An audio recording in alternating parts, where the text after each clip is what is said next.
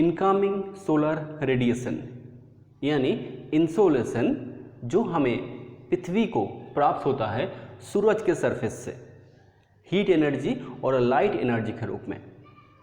Today in this video we all going to learn about the functions of the insolation.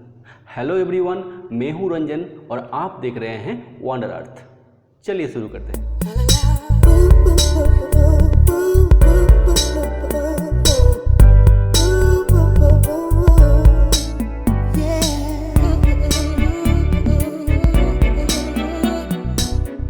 Previous video solar spectrum में मैंने बताया था सूरज से आने वाले जो रेज हैं जिसमें हीट एनर्जी और लाइट एनर्जी छुपा हुआ रहता है उसके अलग अलग टाइप्स क्या होता है।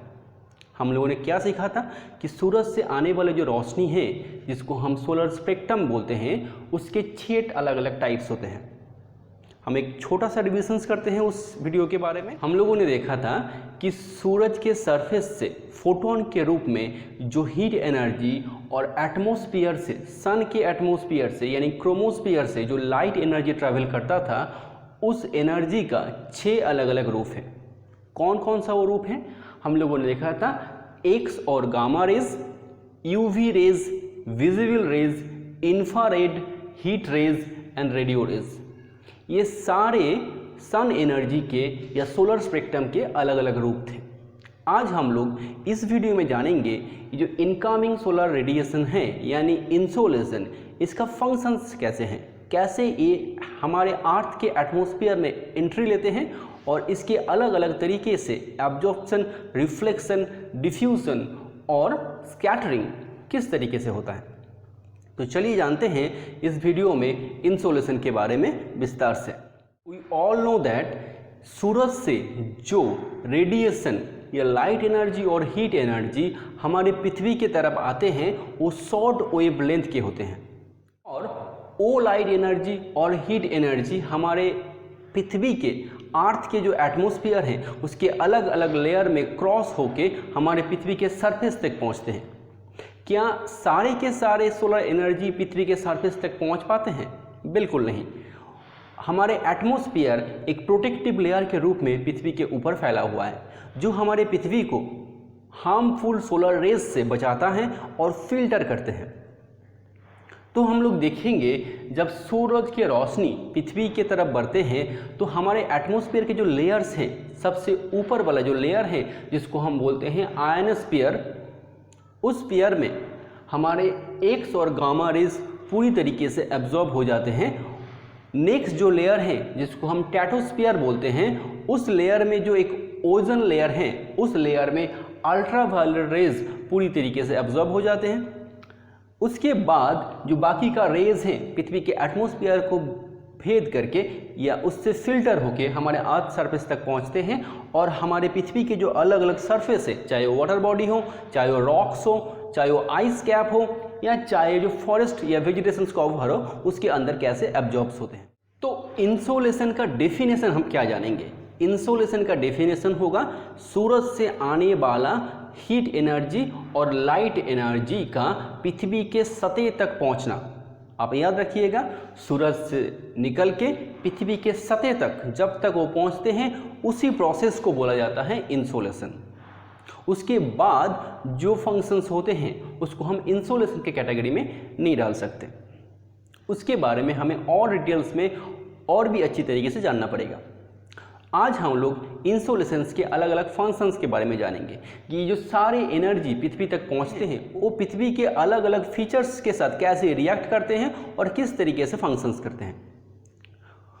सबसे पहले हमारे पृथ्वी के एटमॉस्फेयर में या मान लीजिए टोपोस्फियर में हमें मालूम है कि that is the most dense layer of our atmosphere और इसी लेयर्स में हमें सारे एटमॉस्फेयरिक कंपोनेंट्स देखने को मिलते हैं, चाहे वो डस्ट पार्टिकल्स हो, एरोसल्स हो, क्लाउड हो, वाटर वेपर हो, each and everything found on the troposphere. तो इस टोपोस्फियर में 12 से 15 किलोमीटर के ऊंचाई पे हमें क्लाउड देखने को मिलता है या बादल, और भी नीचे क्लाउड का फॉर्मेशंस हो सकते हैं।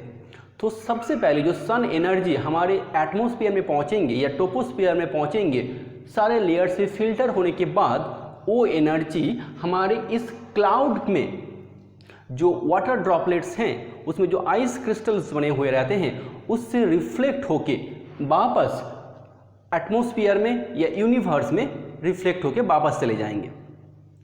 अब ये जो रिफ्लेक्शंस का तरीका है, इस तरीके को बोला जाता है एल्बेडो। मतलब कुछ भी एब्जॉर्ब ना होके जब पूरे एनर्जी रिफ्लेक्ट होके बाउंस बैक होके वापस यूनिवर्स में लौट जाते हैं, उस प्रोसेस को बोला जाता है एल्बेडो। तो इस क्लाउड में कितने % सोलर एनर्जी का रिफ्लेक्शंस हो पाते हैं या क्लाउड का एल्बेडो कितना है?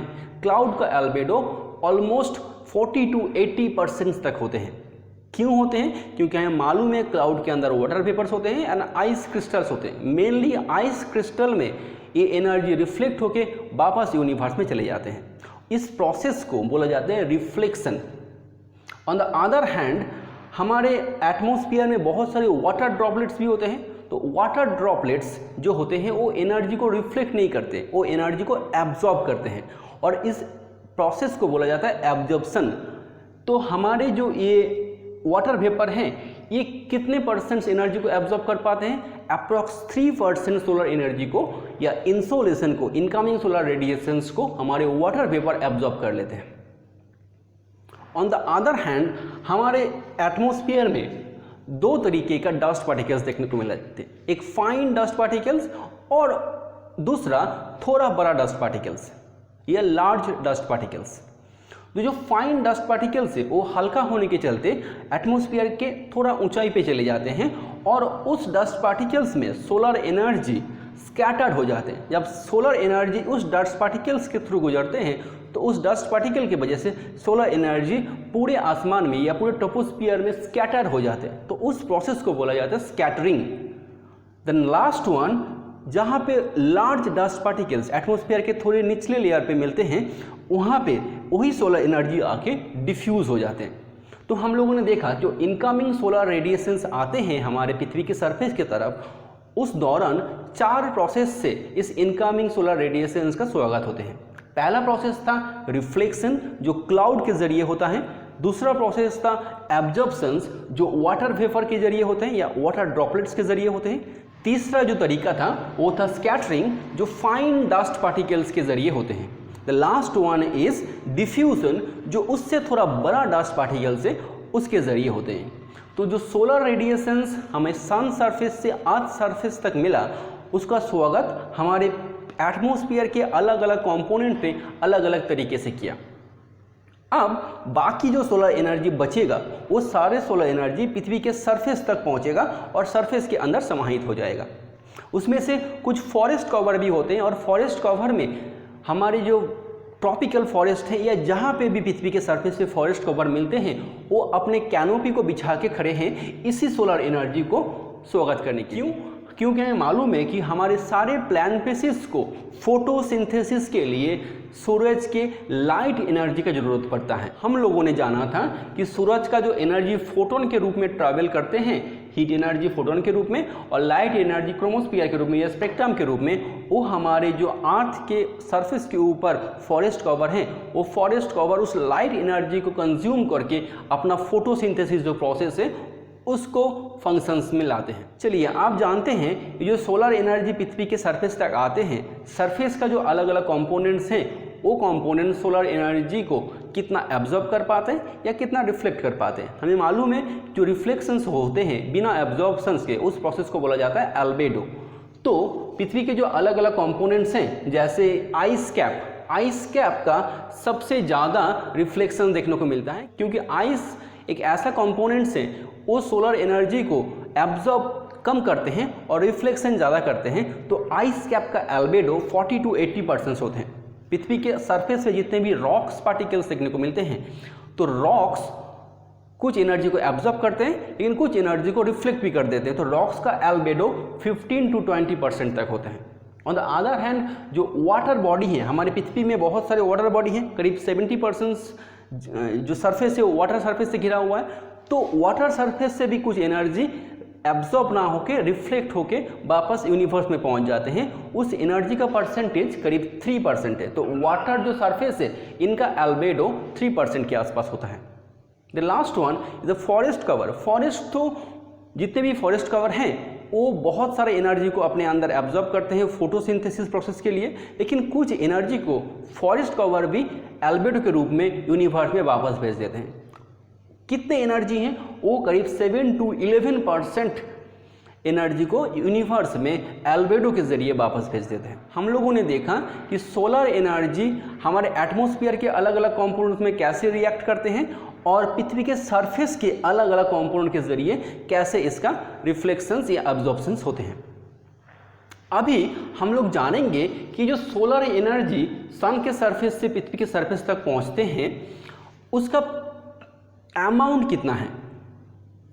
हमें मालूम है कि हमारे जो अर्थ के एटमॉस्फेयर हैं वो सरफेस से 1000 किलोमीटर तक फैला हुआ है। उसके बाद से हमारा यूनिवर्स शुरू हो जाते हैं। अब उस एटमॉस्फेयर के सबसे ऊपर वाले लेयर तक जो सोलर एनर्जी प्राप्त होते हैं उस एनर्जी को बोला जाता है सोलर कांस्टेंट। उसका अमाउंट कितना है?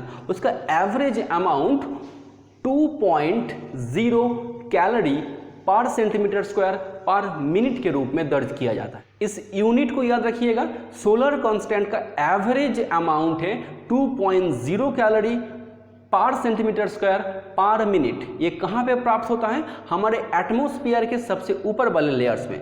तो सोलर कांस्टेंट का हम लोगों ने अमाउंट देखा कि 2.0 कैलोरी पर सेंटीमीटर स्क्वायर पर मिनट। लेकिन क्या हमारे पृथ्वी को पूरे साल एक ही अमाउंट में सोलर एनर्जी प्राप्त होता है? होना तो चाहिए। अर्थ एटमॉस्फेयर को पूरे साल एक ही अमाउंट में सोलर एनर्जी प्राप्त नहीं होता। उसका कारण क्या है? उसका एकमात्र कारण है पृथ्वी के रेवोल्यूशन। हमें मालूम है सूरज को सेंटर में रख के हमारे जो अर्थ हैं एज ए प्लैनेट सूरज के चारों तरफ चक्कर लगाते हैं। इस प्रोसेस को रेवोल्यूशंस बोलते हैं। लेकिन ये जो चक्कर लगाने का पाथ है, इसका जो ऑर्बिट है, ये ओवल शेप का होता है। अगर पूरा सर्कुलर होता तो अर्थ में सोलर एनर्जी का अमाउंट इवनली डिस्ट्रीब्यूट होता पूरे साल, लेकिन ऐसा नहीं है। उसका कारण है कि एक पर्टिकुलर समय पे सूरज पृथ्वी के एकदम करीब आ जाते हैं और एक पर्टिकुलर समय पे सूरज पृथ्वी से थोड़ा दूर चले जाते हैं या पृथ्वी सूरज से थोड़ा दूर चले जाते हैं। तो जब सूरज पृथ्वी के पास होगा उस दौरान सूरज का जो एनर्जी है वो अर्थ एटमॉस्फेयर को ज़्यादा प्राप्त होगा। जब दूर चला जाएगा तो ऑब्वियसली सोलर एनर्जी का जो अमाउंट है वो कम हो जाएगा। अब कितना है और कब ये होता है ये भी हमें जानना जरूरी है। जब सूरज पृथ्वी के पास होता है उस अवस्था को बोला जाता है पेरिहिलियन, और उस दौरान सूरज का एनर्जी पृथ्वी के सरफेस को या पृथ्वी के एटमॉस्फेयर को ज़्यादा प्राप्त होते हैं। उसका अमाउंट है 2.1 कैलोरी पर सेंटीमीटर स्क्वायर पर मिनट, और ये होता है जनवरी के महीने में। ऑन द अदर हैंड जब सूरज से पृथ्वी दूर चले जाते हैं उस अवस्था को बोला जाता है एफिलियन, और उस दौरान पृथ्वी के सरफेस को या पृथ्वी के एटमॉस्फेयर को सोलर एनर्जी थोड़ा कम परिमाण में प्राप्त होता है। उसका अमाउंट है 1.89 कैलोरी पर सेंटीमीटर स्क्वायर पर मिनट, और ये अवस्था आते हैं जून के महीने में। तो हम लोगों ने देखा सोलर कांस्टेंट एक ऐसा नाम है जो खुद कांस्टेंट नहीं है। हमें मालूम है पृथ्वी में कुछ भी चीज़ कांस्टेंट नहीं है, परिवर्तन ही एक नियम है। तो changes is only constant.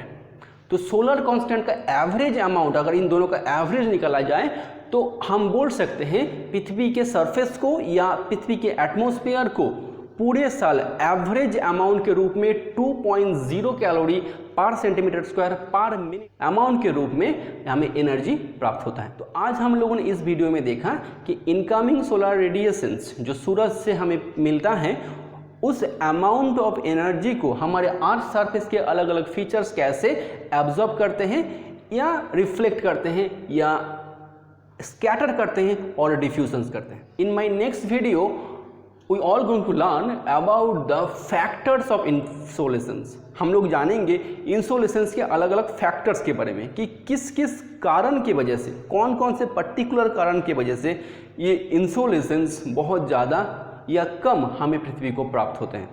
I hope ये वीडियो आपको इन्फॉर्मेटिव लगा होगा। If yes please subscribe my channel and share it with your friends, ताकि ये वीडियो और भी ज़्यादा लोगों तक पहुँचे और वो इस वीडियो से कुछ इन्फॉर्मेशन को कलेक्ट कर पाएँ। Thanks for watching.